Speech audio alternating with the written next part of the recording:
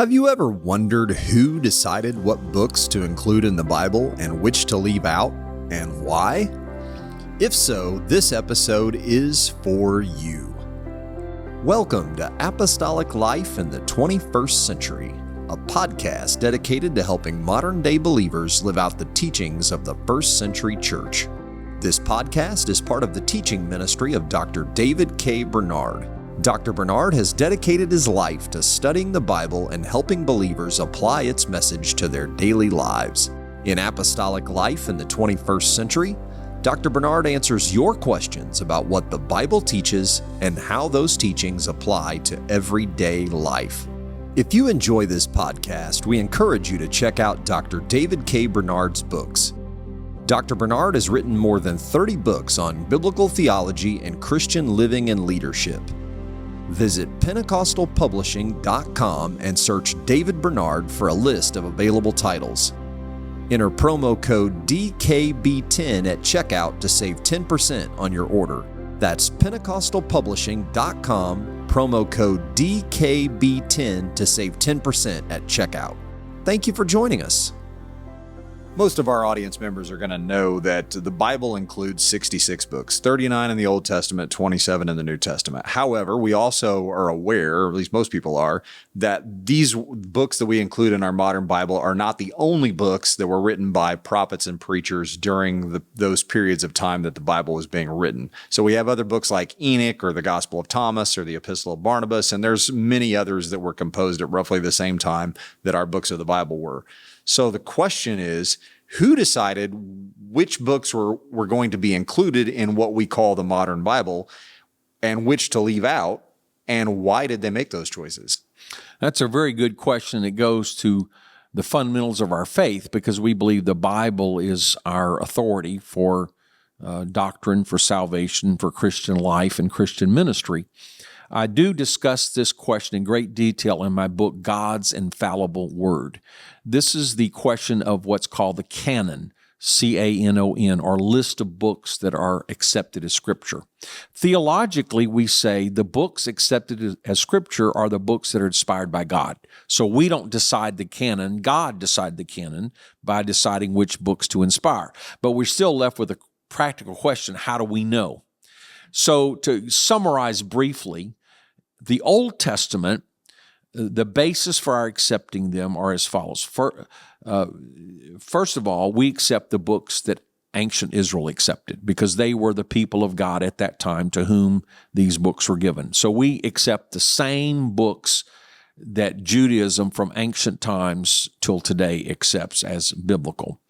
A second point is almost all the books. Now, the Hebrew Bible has the same 39 books, but some of them are combined. So either you have 22 or 24 Hebrew books, which are equivalent to our 39 Old Testament books. So using the Hebrew classification, Jesus and the other speakers and writers in the New Testament quoted from almost all of them as authoritative Scripture, but did not, or alluded to stories from them, but did not quote from any of the other books and that would be ancient, or usually in the Old Testament, you're talking about the possibility of the Apocrypha, which are books written in intertestamental times. And you recorded a great episode yes. on so that. We discussed that. And so as a practical matter, and also it appears that the Old Testament prophets kept written records and added to them. So it appears that many of these ancient books were recognized as Scripture almost immediately, because they were kept by a company of recognized prophets who prophesied, who wrote some things, and who handed them down to us. So the Old Testament is not too controversial, especially as I've stated, we've separately discussed those books in the intertestamental period known as the Apocrypha. So that's pretty settled. Now, the New Testament, essentially the criteria, the number one criterion is apostolic authority. So they were written, Jesus commissioned 12 apostles, and then he commissioned the Apostle Paul as a special apostle to the Gentiles. So we regard those 13 men as divinely chosen to establish the church. Well, all the books of the New Testament were written with apostolic authority. What I mean by that is they were either written by one of those 13 men or an associate of one of those 13 men with the approval of those men. In other words, if they were not written directly by an apostle, they were written by someone who worked closely with the apostles, who had the opportunity to review their work, correct their work, and if it was written and distributed, some apostles are still alive could say, no, that's wrong. So the 27 books of the New Testament we accept because of apostolic authority. And as a practical matter, by, say, the middle of the second century, almost all of them are mentioned in various writings, with the exception just of a few small books like 2nd and 3rd John. They're all recognized as Scripture and quoted as Scripture by believers in the late 1st century, the early 2nd century. So as a practical matter, the people of God at that time, or at least the Christians, recognized Christians, we know there's some true and false doctrine, but the mass of people from the mid-2nd century, much like the Jews of the Old Testament, the Christians of the New Testament era or slightly thereafter would have accepted these very books. Actually, if you go through the list, most of them are non-controversial. So Matthew, one of the 12, Mark, associate of both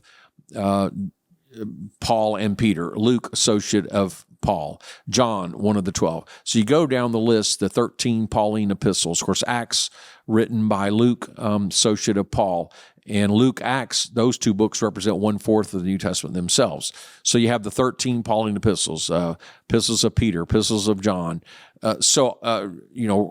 Jude, brother of the Lord, James, brother of the Lord, and are recognized as a leader of the early church. Revelation by John. Hebrews, the author is not named, but it seems by the references within it, as well as the theology, to have been an associate of Paul and Timothy. And so a few of those have been controversial over the centuries for various reasons.